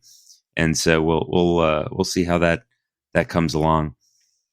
10-4. And you mentioned Don and his beautiful spalted pecan, because I got some of that as well. I also want to say, Don and Joey and Tippy. What's Tippy's first name? Jason, I believe, isn't it? Jason Tippy. Yeah, I think it's Jason. They started a podcast back in March, and they are up to episode 10. Last one went out August the 15th. Looks like right now they're putting about one out a month, but very encouraging. So go out and visit our friends at the Crafted Edge podcast and see what Joey and Don and Mr. Tippy have to say. Great guys.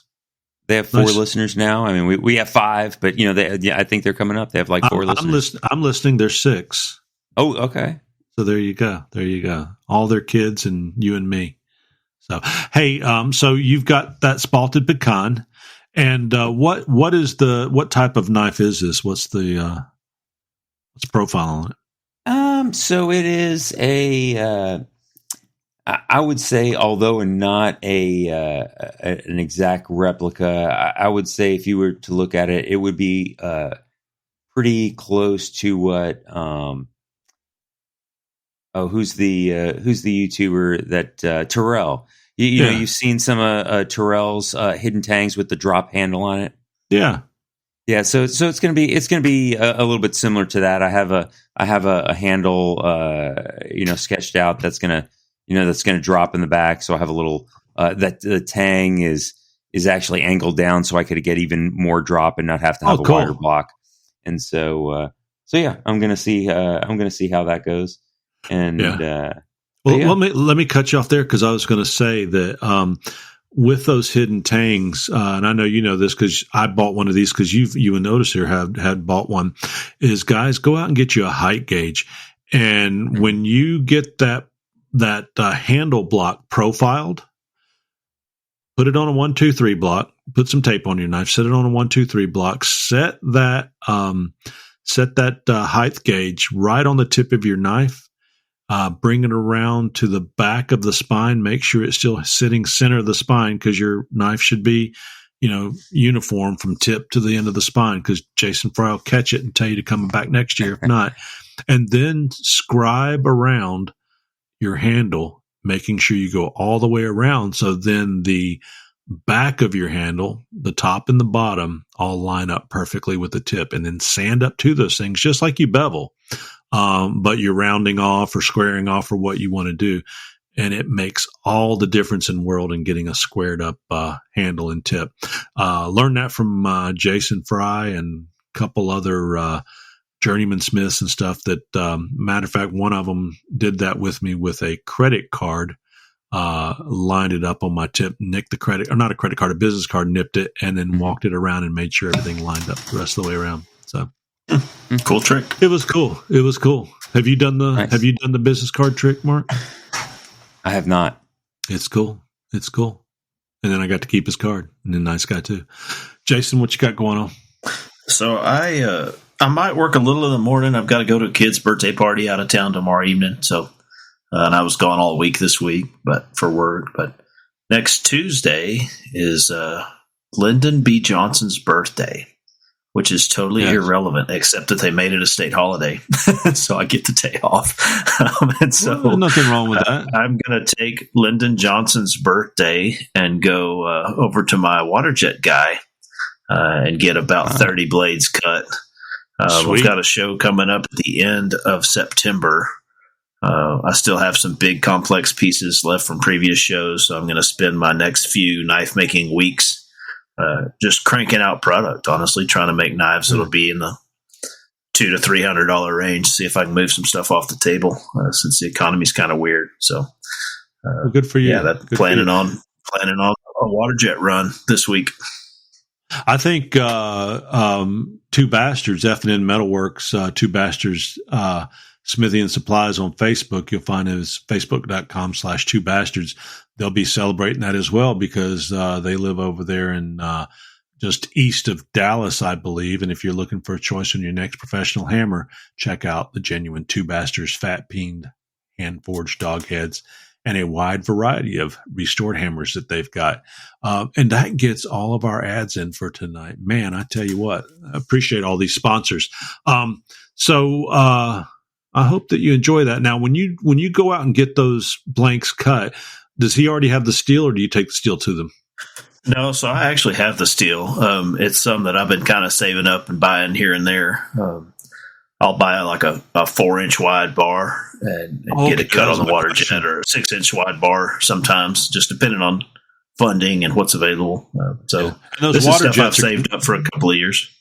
Yeah, water jets, you can take advantage of maximizing your steel because you don't have to worry about trying to go in it with angles with saws and stuff. So you can basically line it up and get anything and everything that you can get out of that steel. Yep, that's the advantage. You stack them up as tight as they can stack, and you can cut them straight out, and they're good to go. Now, I say they're good to go. The machine has what they call an angled kerf, so the edges that you cut are not dead square. Yes, they're at an angle a little bit, so you still have to true up the profile, right? And then you still have to grind the bevels and harden the steel. So really, all I'm doing is cutting lines. Cut them a little fat, or do you just bring it into the top edge where it's really following the pattern? I just bring it into where it's squared. I don't cut them extra fat. Gotcha. I do. I have figured out that if you have them spot your holes, like where you want your pinholes, whether they just do a little penetration, just a bzz, or if they cut a 3/32 circle. Well, your 3/32 circle is going to be 3/32 on the top edge, but it's going to have the angled curve. And so you chase that with your bit, and all your holes are in exactly the right spot. And if if you want to drill 1/8 or drill a quarter or whatever, you can just as easy because you've already got your 3/32 channel cut there with the water jet. So it's little things like that sort of a monkey could do it, right? Like it doesn't change the skill involved, but it makes the amount of work faster, right? So Gotcha.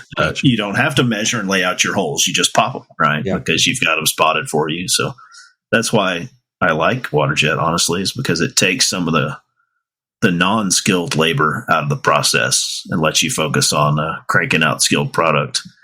So the next piece of equipment I'm going to buy is a water jet and put it in my wife's side of the garage where her car. So yeah, hey, they're only $100,000 or $2,000. I mean, only. I'm going to be making a set of dies tomorrow to redeem myself on the making my 3/16 die, and then I plan on getting the swedge and the bevels and maybe the shoulders filed out on the buoy tomorrow. We'll see how hot it is and what I can get with, but I'm eager to get in and start making some knives again. Hey, with all that said though, Mark, you were going to tell me. Actually, one thing I forgot to bring up that I wanted to bring up with doing all this leather work, I think for like newer knife makers or newer sheath makers, right? You might be an experienced knife maker and really haven't dabbled in leather a lot. Right. I think if you were interested in doing any kind of pattern stamp and you have not bought stamps yet, I would truly recommend trying to find a stamp that is easy to index. Yes. Because I don't know how many times, especially when you start getting a pattern stamp that only has one instance of that pattern, if it is not perfectly lined up, on an indexing point or whatever, and you start going 10 across, and then you come down. At some point you're going to start double cutting your stamp because it's not going to line up perfectly, right? And so I would encourage you to find stamps that have either multiple instances of that pattern on one stamp, or have a like a deep set pin in maybe each corner of the pattern that you can actually plug that into the last version of that, and it'll line up really smoothly. And so, again, there's some really cool patterns out there, but they just don't index very smoothly, and it takes a lot more time and skill to make sure that it's just where you want, because you could be on your last couple stamps, and then you double tap one of these stamps and have and then you can probably cover it up, but it's never be the same, right?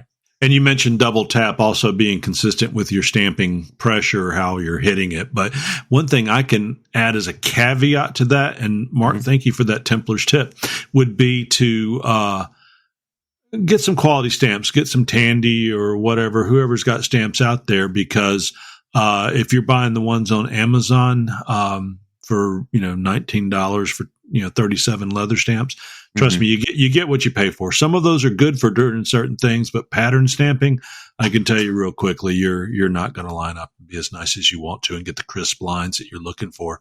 Maybe not in all cases, but from what I've seen from the majority, and that's certainly just my opinion. With that being said, you have questions, comments, product reviews, show or guest ideas, subscribe or email us at thenivestemplars@yahoo.com. DM us on Facebook in the Knives Templars podcast group, or visit us at knivestemplars.com to stay up to date. Encourage you to visit our sponsors, The Rivers Experience, Redeem Steel, Casting Crafts, Ameribraid, and their Templars 20 for parts and accessories off your first purchase, Majestic Forge, Pop's Knife Supplies, get your refund on the excess shipping costs, Maritime Knife Supply, Housemade, and Phoenix Abrasives, and Templars 10 at Phoenix Abrasives for 10% off of your abrasive orders. Broadbeck Ironworks, they also offer you 10% off by putting Templars 10 in for parts and accessories. Guys, you can find us on iHeartRadio, Spotify, Apple Podcasts, YouTube Music, Anchor, Amazon, YouTube Video, and Castbox. Again, find us on social media at the Knives Templars podcast group on Facebook, or you can email us at knivestemplars@yahoo.com. With all of that, guys, what's it time to say? Hey, good night, everybody. Amigos. Adios, my friends. Buenos noches, buenos dias, buenos tardes, depending on when you're listening to this. That's right. Tranquility Base here. The Eagle has landed.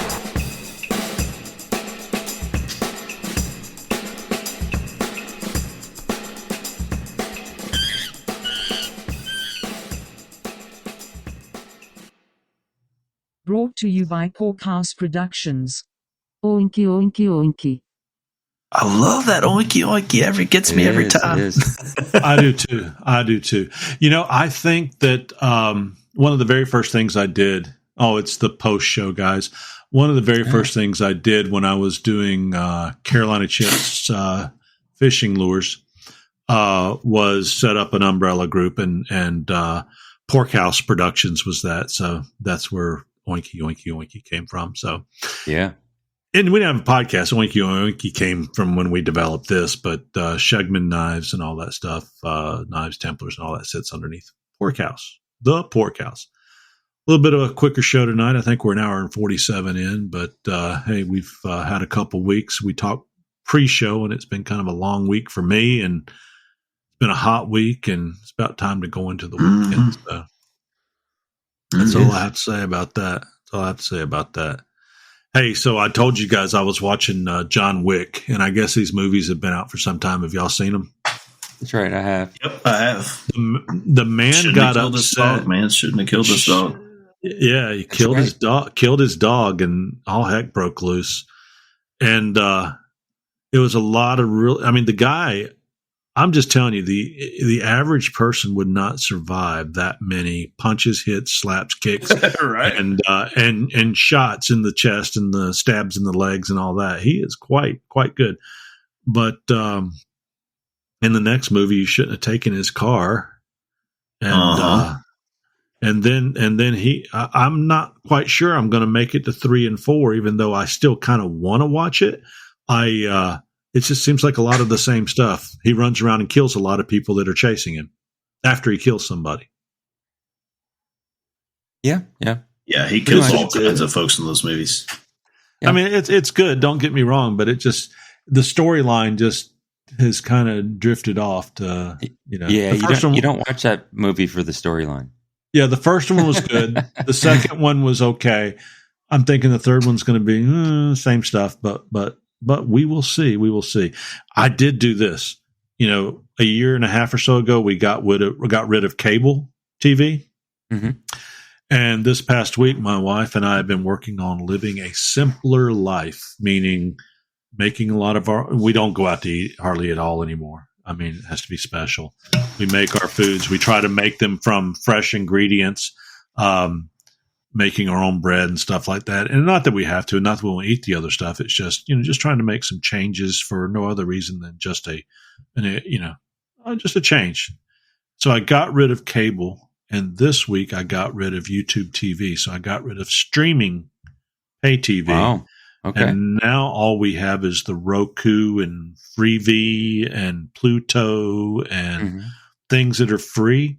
And after a week of that, I have found out you may not be able to watch the Alabama game unless you go to the sports bar or a friend's house. But I haven't found anything else that I'm missing.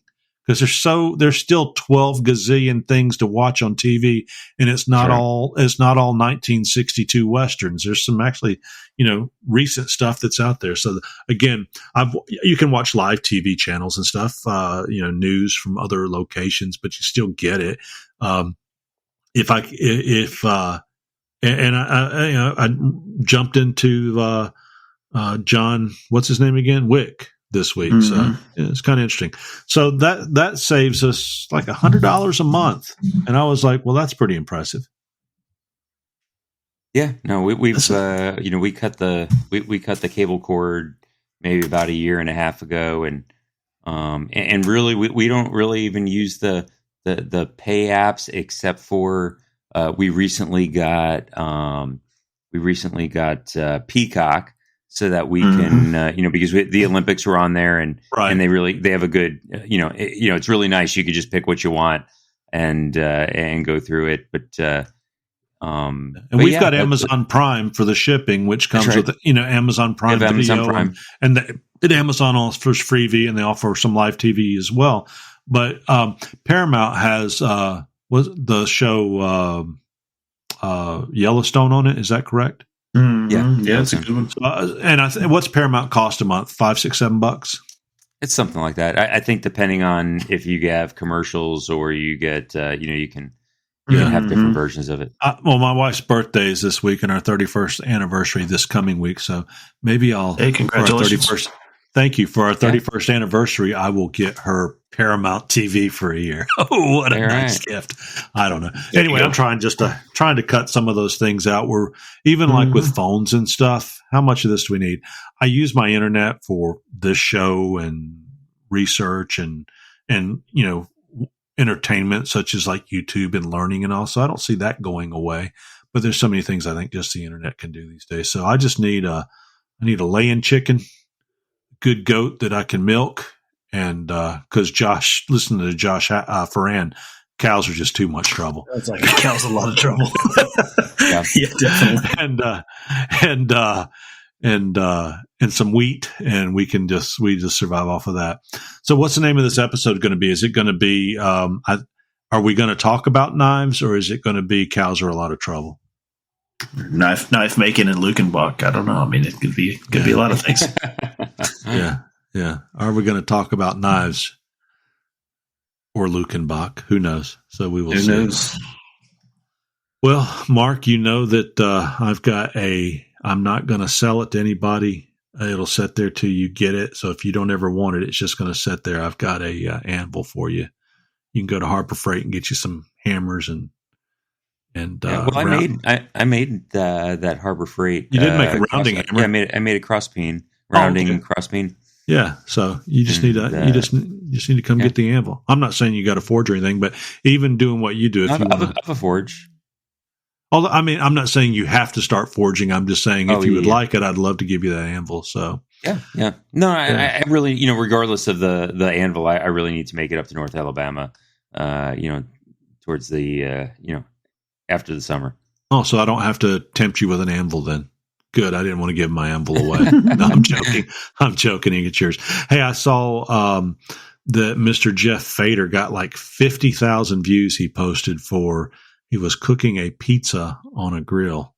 And got like 50,000 views on it. And all I have to say to that guy's just kind of like a marketing self-promotion machine. He does a nice job. I see a lot of people kind of attempt to do some of the things he does, which is testament if you're doing things kind of right.